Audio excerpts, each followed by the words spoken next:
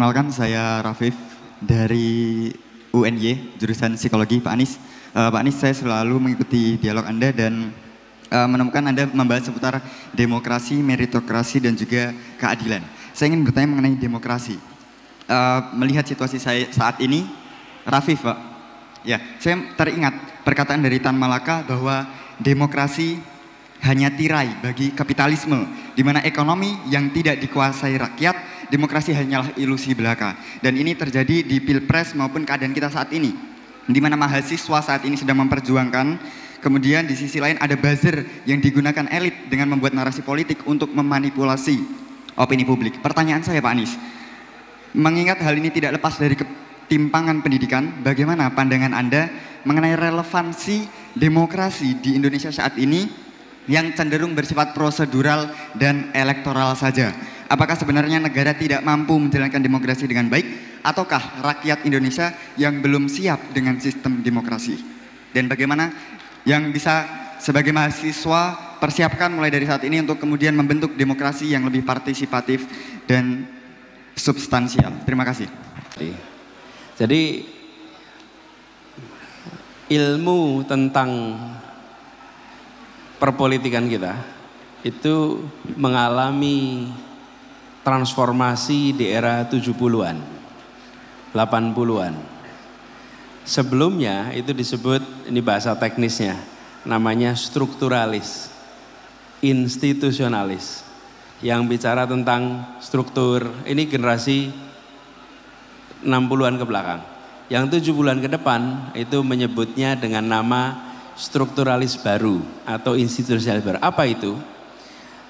Bagaimana sebuah sistem politik itu dibuat aturan mainnya sehingga pelaku di dalam politik mengejar kepentingan dirinya dengan cara memberikan manfaat pada orang banyak. Disitulah kemudian aturan main. Nah, ilmu tentang ini mengalami perkembangan luar biasa. Nah, jadi cara menaklukkan itu paling mudah, paling kelihatan tuh ini, Zazir, apa? Kalau lihat bangunan. Bangunan itu dirancang untuk membentuk perilaku. Orang itu bisa dikendalikan lewat desain bangunan. Pernah nggak datang ke mall, kepengen ke toko di sini, tapi jalannya harus ke sana dulu? Betul nggak? Padahal pengen ke sini, harus ke sana dulu, baru ke sana. Nah, aturan main di dalam perpolitikan kita banyak yang tidak dirancang untuk menaklukkan perilaku. Yang penting bikin aturan, tapi perilakunya apa enggak dipikirkan. Misalnya, kita lakukan desentralisasi. Harapannya dengan ada desentralisasi, otomatis maka pemerintah daerah responsif. Belum tentu. DPR begitu dipilih langsung oleh rakyat, apakah kemudian jadi peduli sama kepentingan rakyat?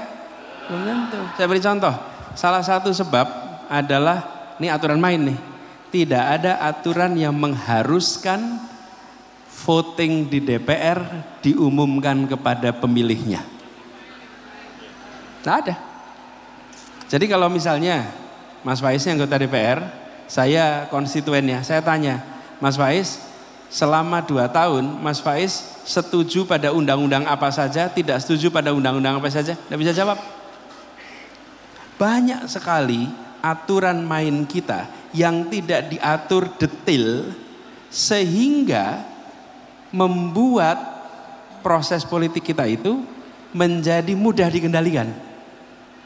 Apalagi tambahan nih, tidak ada pengaturan soal pendanaan. Nah ini yang tadi diceritakan sama Ustaz Jazir, tidak ada. Ini Indonesia ini salah satu negara mempraktekkan katanya demokrasi, tapi keuangan partai, pembiayaan politik, pembiayaan kampanye tidak diatur sama sekali.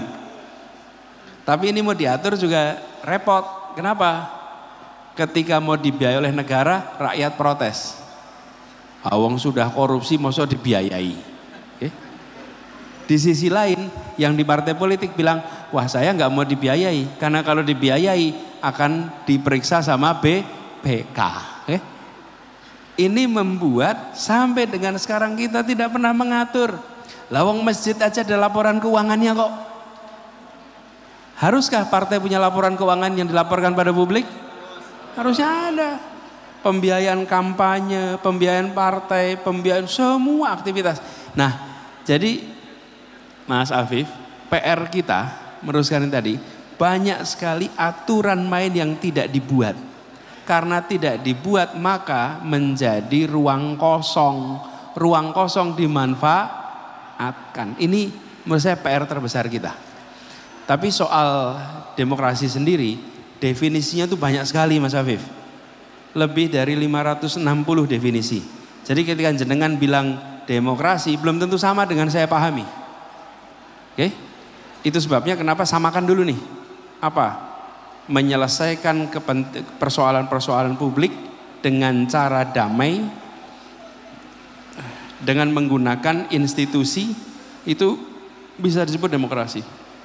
Ada yang langsung, ada yang tidak langsung, ada yang melalui one man one vote, ada yang melalui musyawarah.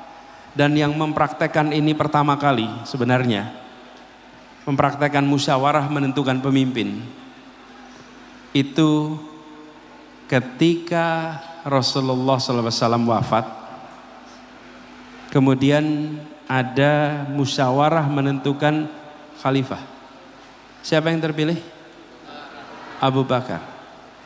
Kita jangan membayangkan hari ini. Kita bayangkan era itu. Di era itu, seorang menjadi pemimpin kalau menang perang, kalau angkat senjata bertempur, bukan lewat musyawarah. Karena itu kita bisa bilang, di era Madinah waktu itu dipraktekkan sebuah musyawarah yang hari ini kita gunakan istilah demo. Waktu itu nggak pakai istilah demokrasi. Tapi waktu itu pimpinan. Bayangkan berapa tahun itu? Selama 29 tahun 4 khalifah. 29 tahun. Itu di bawah prinsip-prinsip musyawarah yang di masa itu barang aneh. Tidak ada pemimpin dipilih melalui musyawarah. Pakai garis darah atau pakai menang perang. Pakai kekerasan. Ini sebuah periode yang luar biasa. Dari tahun 632 sampai 661 Masehi. Itulah masa yang kita bisa rujuk sebagai satu periode keemasan kepemimpinan. Sayang sesudah itu kemudian kita kembali kepada sistem turunan. Kembali pada sistem turunan. Sebelumnya tidak. Dan inilah periode yang harus kita pelajari bersama. Nah, hari ini terjemahannya beda-beda. Gitu ya, Mbak Afif ya. Termasuk periodenya Umar bin Abdul Aziz ya. Semua. Nah, ini salah satu contoh.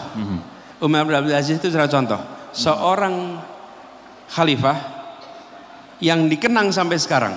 14 abad kemudian kita masih sebut Umar bin Abdul Aziz. Hanya 3 tahun memimpin. Itu dia.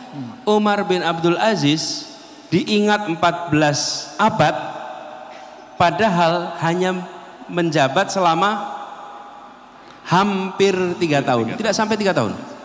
Jadi dia tidak butuh 2 periode. Dia tidak butuh 3 periode. Nggak butuh. Karena dia tahu bukan masa jabatan yang menentukan, tapi perbuatan kepemimpinan yang membuat dia dikenang sepanjang perjalanan manusia. Dan dikenangnya bukan karena barang yang ditinggalkan. Ada bangunan yang ditinggalkan? Ada. Jembatan? Enggak. Wis nyebutnya tol itu loh. Zaman itu belum ada cepet tol. Banget kalau begitu ya. Oke. Ya. Nah, itu contoh bagaimana kepemimpinan itu bisa dikenang sepanjang masa. Mudah-mudahan kita akan dapat lagi seperti Umar bin Abdul Aziz nantinya. Oke, saat